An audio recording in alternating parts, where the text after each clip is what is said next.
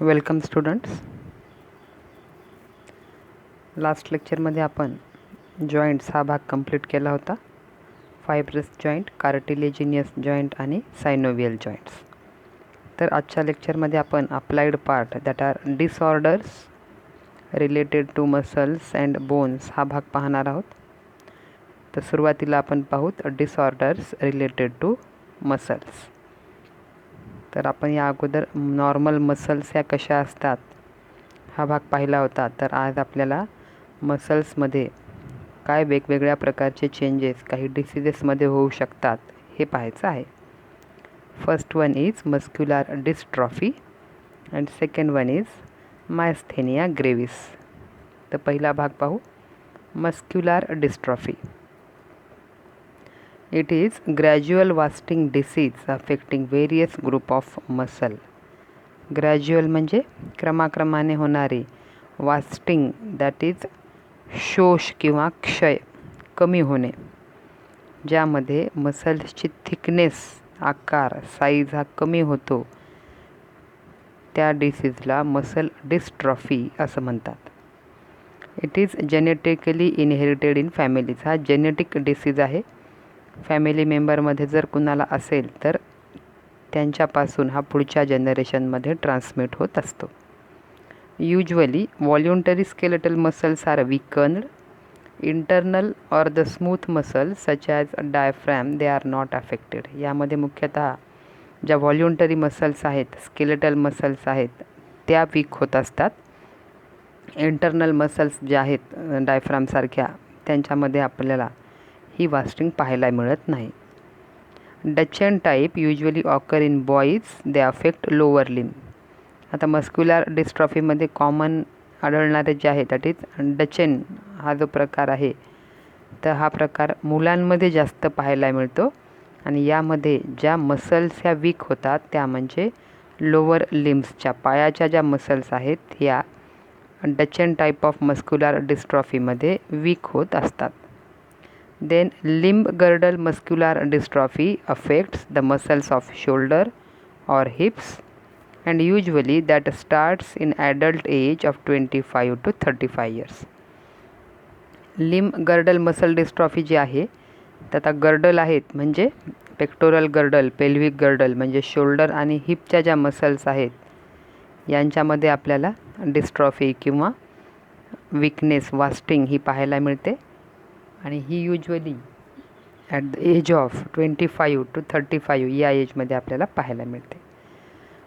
There is no treatment or cure for the disease. Genetic disorder आहे त्यामुळं याला फारसा क्युअर आपल्याला किंवा ट्रीटमेंट ही मिळत नाही किंवा अवेलेबल नाही. That is muscular dystrophy. कारण काय आहे? जेनेटिक डिसऑर्डर आहे. लक्षणं काय असतील? Gradual wasting of the muscle, weakness of the muscle. Okay. Then second one is the myasthenia gravis. It is also a weakness of skeletal muscles. यामध्ये सुद्धा skeletal muscles या वीक होतात. It is caused by abnormality at neuromuscular junction that partially blocks contraction. आता यामध्ये काय आहे? Deformity किंवा abnormality कुठं आहे?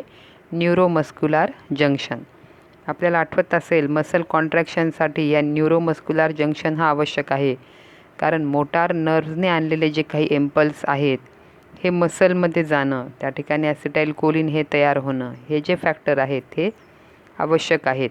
आणि जेव्हा या न्यूरोमस्क्युलर जंक्शनच्या ठिकाणीच डिफॉर्मिटी पाहायला मिळते तेव्हा या ठिकाणी मसल्समध्ये होणारं जे कॉन्ट्रॅक्शन आहे ते पार्शियल या प्रकारचं पाहायला मिळतं आहे. आणि हा डिसीज आहे myasthenia gravis. It is an auto immune disorder. Muscular dystrophy हा जेनेटिक डिसऑर्डरमध्ये येतो, तर मायस्थेनिया ग्रेव्हिस हा ऑटो इम्यून डिसऑर्डर आहे. तर ऑटो इम्यून डिसऑर्डर्स म्हणजे काय? ऑटो म्हणजे स्वतःची इम्युन सिस्टीम ही जेव्हा स्वतःच्या सेल्सलाच ओळखू शकत नाही आणि त्याच्या विरुद्ध अँटीबॉडी तयार करते, अशा डिसीजेसला ऑटो इम्यून डिसऑर्डर्स असं म्हणतात.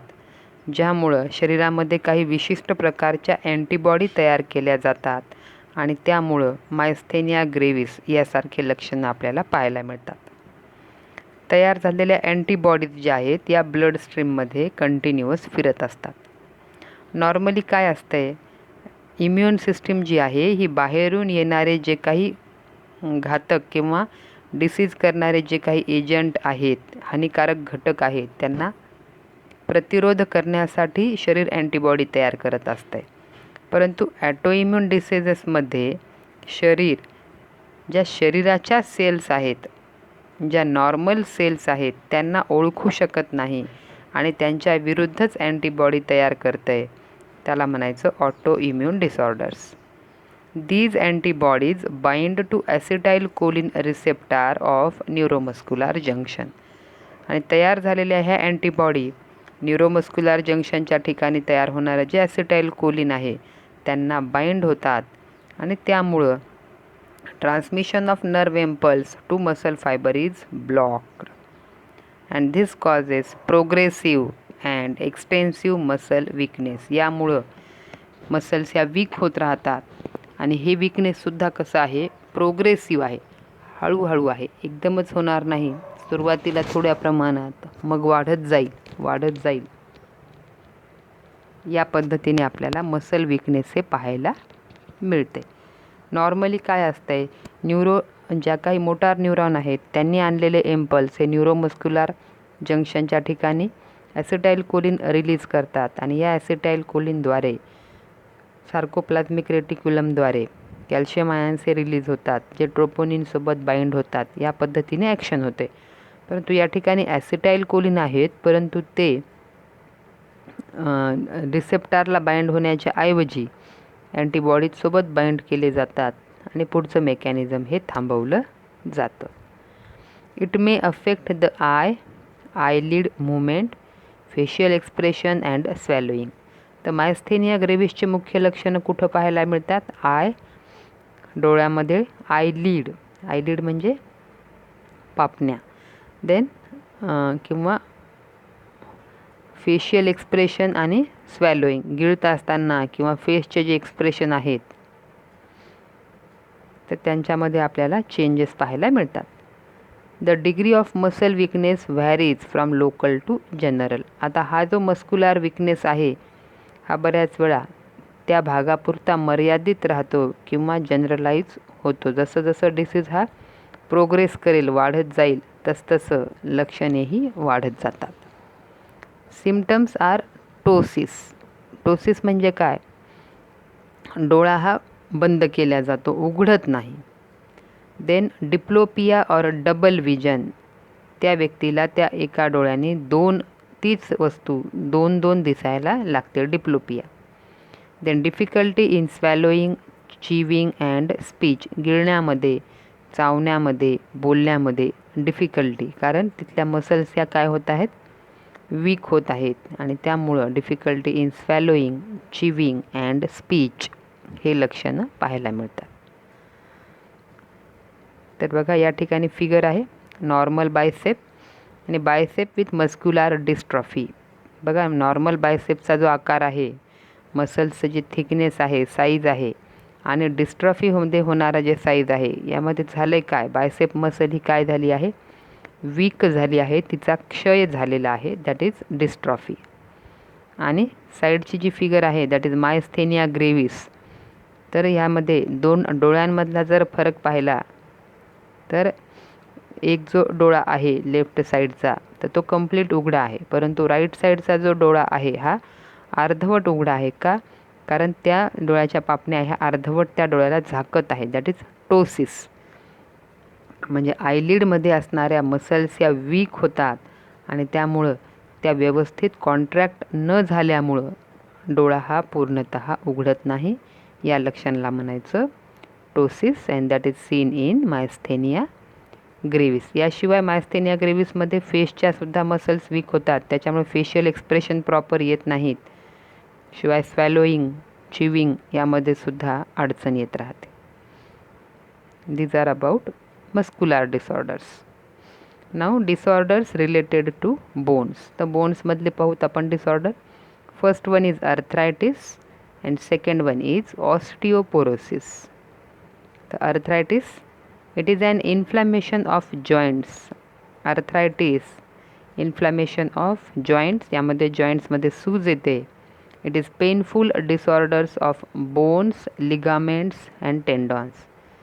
तर आर्थरायटिसमध्ये बोन्स, लिगामेंट, दोन बोनला जोडणारे जे काही कनेक्टिव्ह टिश्यू आहेत ते, आणि टेंडॉन, जे मसल आणि बोनला जोडणारे टेंडॉन आहेत, या सगळ्यांमध्ये पेन किंवा दुखणे हे आपल्याला पाहायला मिळते.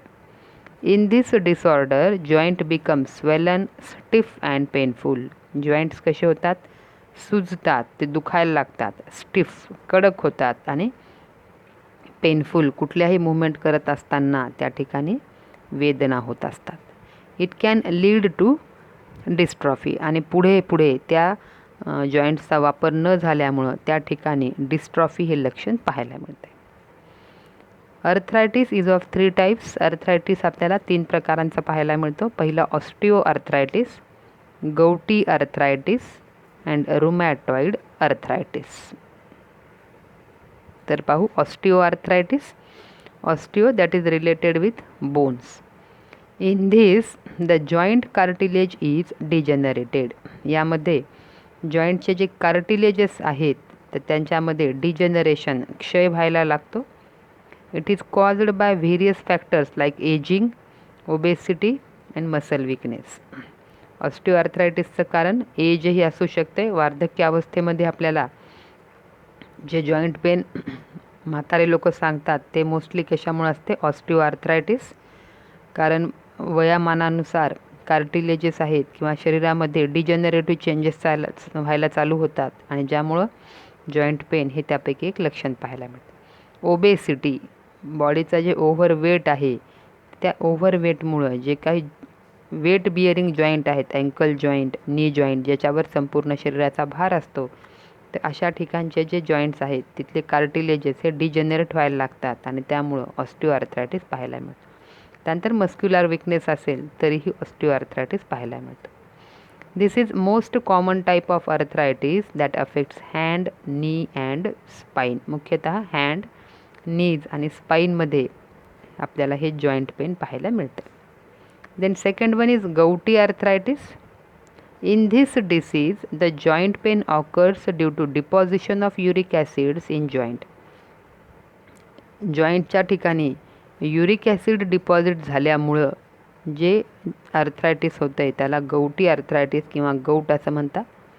If uric acid is produced in excess or that is not excreted. आता शरीराच्या ज्या प्रोटीन मेटाबॉलिझमच्या ज्या काही ॲक्टिव्हिटीज आहेत तर त्यामध्ये हे युरिक ॲसिड तयार होत असते, आणि हे तयार झालेलं युरिक ॲसिड युरिनद्वारे शरीराच्या बाहेर टाकल्या जात असते, किंवा हे तयार होणारं जर युरिक ॲसिड एक्सेस प्रमाणात तयार होत असेल किंवा ह्याचं एक्सक्रिशनची प्रोसिजर, शरीराच्या बाहेर उत्सर्जनाचे जर प्रमाण कमी होत असेल तर हे काय होईल?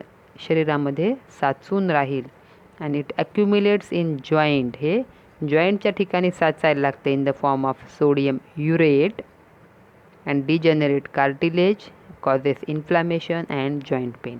आणि ह्या साचलेल्या युरिक ॲसिडमुळे किंवा सोडियम युरेटमुळं कार्टिलेज हे डिजनरेट व्हायला लागतात, त्यांचे क्षय व्हायला लागतो, आणि त्यामुळं जॉईंटच्या ठिकाणी इन्फ्लॅमेशन, सूज येणं, जॉईंट दुखणं या पद्धतीचे लक्षणं पाहायला मिळतात, आणि या डिसीजला म्हणायचं गौटी आर्थरायटिस. यामध्ये जॉईंटमध्ये काय डिपॉझिट होत आहे? युरिक ॲसिडचे crystals in the form of sodium युरेट.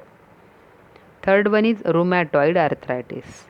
It is an auto immune disorders. हा सुद्धा मायस्थेनिया ग्रेव्हिससारखा ऑटो इम्युन डिसऑर्डर आहे, ज्यामुळं काय होते बघा, body's immune system attack its own tissue. शरीराची इम्युन सिस्टीम जी आहे हिने बाहेरून येणाऱ्या घातक घटकांवर हल्ला करायचा, तर काय होतंय, ती शरीराच्या स्वतःच्या सेलवर, टिश्यूवर हल्ला करते आणि वेगवेगळ्या अँटीबॉडी तयार करते. Synovial membrane swells up and start secreting extra synovial fluid. आणि त्या अँटीबॉडीचा परिणाम म्हणून सायनोवियल मेम्ब्रेन जे आहे सायनोवियल जॉईंटच्या मध्ये असणारं, तर यांच्याद्वारे सायनोवियल फ्लूइड तयार करण्याचं प्रमाण वाढतं आहे. This fluid exert pressure on the joint and make it painful.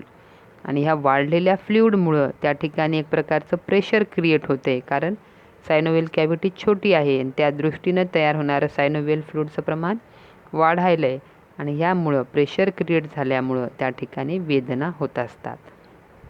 That membrane may develop abnormal granulation tissues called as पॅनस.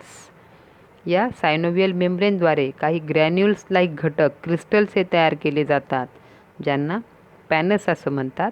And that pannus may damage cartilage. आणि परत हे पॅनससुद्धा त्या ठिकाणी असणाऱ्या कार्टिलेजला डॅमेज करतात ज्यामुळं अर्थरायटिस हे लक्षण पाहायला मिळते. म्हणजे या ठिकाणी काय आहे, हा ऑटो इम्युन डिसऑर्डर आहे ज्यामुळे सायनोव्हियल मेम्ब्रेनवर सूज येते. ठीक आहे, सायनोव्हियल मेम्ब्रेन जास्त प्रमाणात तयार होतं आहे त्यामुळे त्या जॉईंटवर प्रेशर क्रिएट होतं आहे. मेम्ब्रेनद्वारे ॲबनॉर्मल ग्रॅन्युल्स तयार होतात, पॅनस तयार होतात. पॅनससुद्धा कार्टिलेजला डॅमेज करतात आणि अर्थरायटिस हे लक्षण पाहायला मिळते.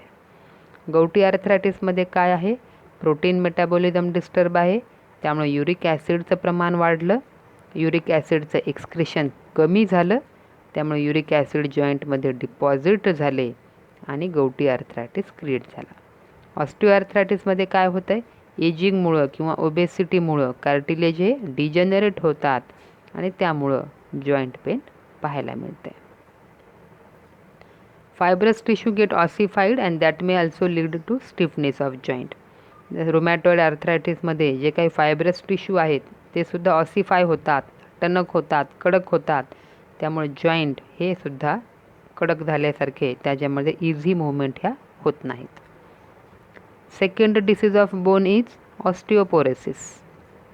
In this disorder bones become पोरस अँड ब्रिटल. पोरस म्हणजे सच्छिद्र होणे, त्याची डेन्सिटी किंवा थिकनेस कमी होणे आणि ब्रिटल म्हणजे इझिली ब्रेकेबल होणे.